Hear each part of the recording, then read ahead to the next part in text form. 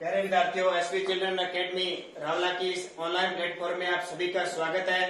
जैसे कि आपको लगातार वीडियो उपलब्ध करवाए जा रहे हैं, तो बात करते हैं कक्षा 8 विषय सामाजिक विज्ञान के। आपने 2 वीडियो देख लिए होंगे और आपको ये भी पता है आपकी बार आपकी बुक है यानी किताबें हैं वो चेंज हो चुकी है, उस हिसाब से अलग अलग किताबें आई है आपकी। तो हम बात कर रहे हैं पहले अध्याय की।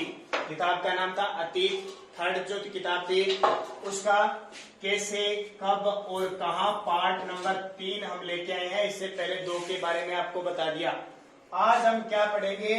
सर्वेक्षण का बढ़ता महत्व। सर्वेक्षण का बढ़ता महत्व का मतलब है आज हम जहां भी जाते हैं, आपने देखा होगा आजकल मोबाइल है, मोबाइल के अंदर जिस दिशा में हमें जाना होता है उस हिसाब से हम लगा लेते हैं कि हमें रावला से गड़साना जाना है, रूपगढ़ जाना है या 365 कहीं जाना होता है, तो हम लगा देते हैं ना रावला से गड़साना। वो तीर अपने को अपने आप ले जाती है। ये तो हो गया डिजिटल मैप। पहले हाथों से मैप बनाए जाते थे। जैसे ये नक्शा बना दिया, ठीक है, ये नक्शा बना दिया इसे। इसमें आपको क्या बता दिया कि यहाँ राजस्थान है, गुजरात जाना है तो इधर जाना पड़ेगा, बंबई जाना है तो इधर जाना पड़ेगा, दिल्ली जाना है तो इधर जाना पड़ेगा। ऐसे नक्शा बन जाते हैं ना। अब देखो क्या हुआ कि 19वीं शताब्दी में सर्वेक्षण का काम बढ़ता शुरू हो गया कि हमारे देश में कितने लोग रह रहे हैं, कितनी महिलाएं रह रही है, कितने बच्चे रह रहे हैं, कितने पेड़ पौधे हैं, कितने पशु हैं, क्या क्या खोजा गया, तो उनका सर्वेक्षण शुरू हो गया। सर्वेक्षण यानी घूम फिर के खोज करके उन्हें किस हिसाब से उनकी संख्या ज्ञात करना। तो 19वीं सदी में यह प्रक्रिया क्या हो गई? शुरू हो गई। यह प्रक्रिया शुरू हुई।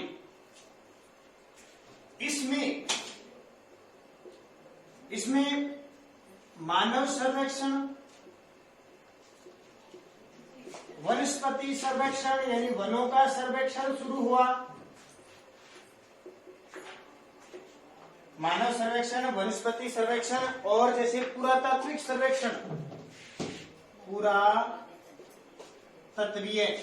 पुरातत्वीय सर्वेक्षण। ये क्या होता है? ये जो खोजी गई ना सिंधु घाटी सभ्यता, हमारी कालीबंगा से जो वस्तु मिली है पुरातन समय की, उनके खोज के लिए वैज्ञानिक सर्वेक्षण, नई नई खोजें शुरू हो गई, नई नई बातें शुरू हो गई, तो वैज्ञानिक सर्वेक्षण हो गए। उसके अलावा वन सर्वेक्षण, पुरातात्विक, वैज्ञानिक सर्वेक्षण, वनस्पतिक हो गए। और ये सारे की सारे क्या हो गए? सर्वेक्षण की कड़ी में बात आती है। अब बात आती है कि अधिकतर रिकॉर्ड्स से क्या पता नहीं चलता। अधिकतर रिकॉर्ड्स से क्या पता नहीं चलता? क्या पता नहीं चलता? देखिए थोड़ी सी आपके लिए किताबें अलग अलग है, अलग अलग बातें लिखी हुई है, तो अपने थोड़े से तो रिकॉर्ड्स से बहुत कुछ पता लग सकता है। सबसे पहले तो कोई भी रिकॉर्ड रखें, पता लग जाता है। आज आपने 8वीं क्लास में पढ़ रहे हो, आपकी 5वीं की तालिका है, 6वीं की मार्कशीट है, 7वीं की है, आपके पास पड़ी है ना। आपके पास 2री की, 3री की, 4री की। आपको कह दे कि आपने कक्षा 4 कब पास की, तो आप क्या जाओगे? भागे भागे जाओगे और अपनी कक्षा 4 की मार्कशीट, आपका जो कार्ड बना हुआ है वो लेके आओगे। लेके आओगे तो स्पेशल लिखा होगा कि मैंने जी 2015 में 4थी की थी। ऐसे ये रिकॉर्ड्स होते हैं, पता चल जाते हैं। अब अगर आपकी 4थी की जो कार्ड है, आपका मार्कशीट गम जाए तो क्या करोगे? आपका रिकॉर्ड गुम हो गया ना। तो उसी प्रकार बहुत सी ऐसी चीजें होती है जिनको हमें रिकॉर्ड में मदद मिलती है, लेकिन कई चीजें उल्टी सीधी लिखी होती है, उनका हमें पता नहीं चल पाता। वो रिकॉर्ड्स में क्या होते हैं, उनके सही नहीं हो पाते। पढ़ते हैं फिर भी हमें पता नहीं चलता कि वो सही बात है या गलत बात। इसी बात का हम ये पढ़ रहे हैं, कैसे, कब और कहां। तो ऐसी सारी बातें पढ़ना, लिखना, क्या हुआ, फिर क्या हुआ। अब इस पहले पार्ट के प्रश्न देखते हैं। प्रश्न कौन कौन से हैं वो देखते हैं। पहला प्रश्न देखो, क्या पढ़ा? जेम्स मिल ने भारतीय इतिहास को, जेम्स मिल ने भारतीय इतिहास को, भारतीय इतिहास को जेम्स मिल ने भारतीय इतिहास को हिंदू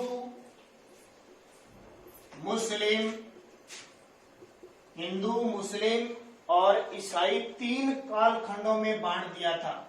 ईसाई 3 काल खंडों में बांटा था ना, ये सही है, आपको पता है। हमने तो किसे बांटा? हमने तो बांटा कि प्राचीन काल, मध्य काल और आधुनिक काल।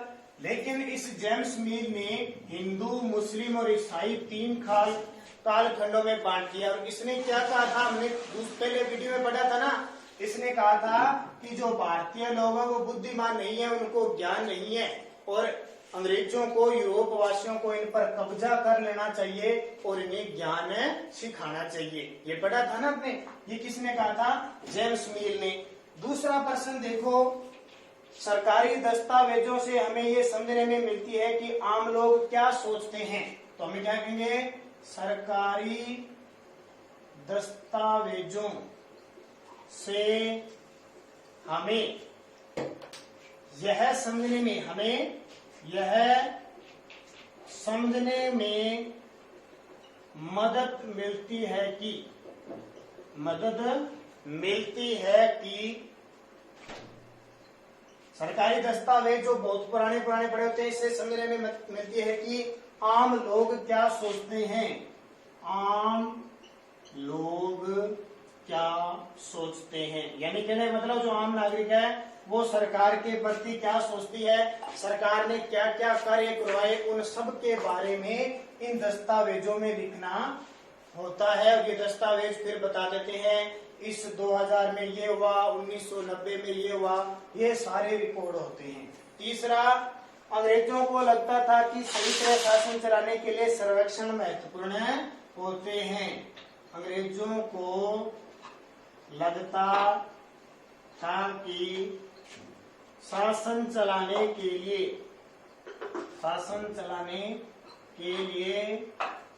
सर्वेक्षण आवश्यक है। ठीक है, अभी अगर शासन चलाना है तो सर्वेक्षण जरूरी है ना, नई खोजें करनी पड़ेगी, पुरानी वाली खोजों को भी ढूंढना पड़ेगा, नया विकास करना पड़ेगा। तो ये सारी बातें थी। ठीक है, तो पहला देखिए, जेम्स मिल ने इतिहास को किस तरह कालखंडों में बांटा? तो 3 में, हिंदू, मुस्लिम, ईसाई।